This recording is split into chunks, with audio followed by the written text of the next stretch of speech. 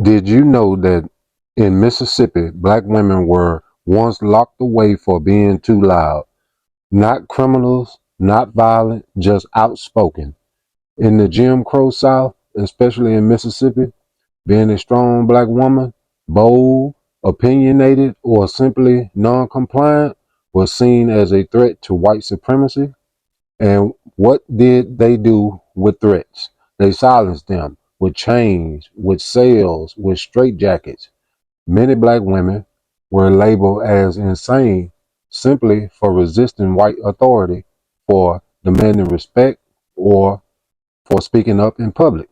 They were sent to places like the Mississippi State Insane Asylum, a so-called hospital that became a dumping ground for black women society refused to understand. Once inside, they were no longer seen as human. They were treated like animals, stripped of their dignity, subjected to medical abuse, over medicated, starved out, experimented on, forgotten. Some never came out. What was considered a mental illness, raising your voice, fighting back, dancing, singing, even giving birth out of wedlock.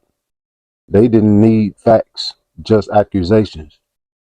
And the trauma didn't stop at the asylum doors.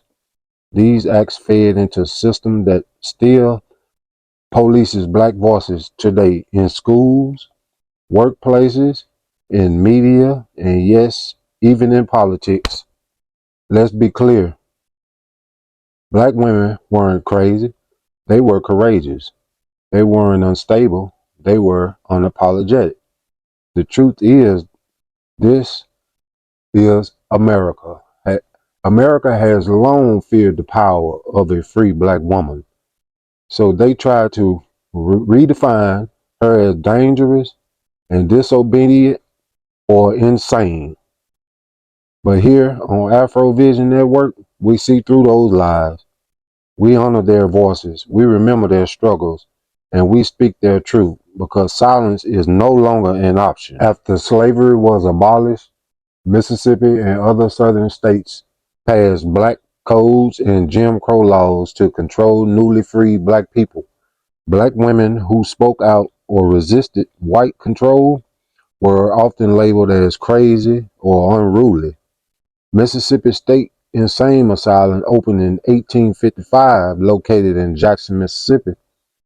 It was originally created to serve white patients, but over time it became a place where black people, especially black women, were institutionalized for non-medical reasons such as defiance or social non-conformity. Early mid-1900s to the 1960s, during segregation, black women continued to be disproportionately diagnosed with mental illness for behavior that challenged their white supremacy or traditional gender role.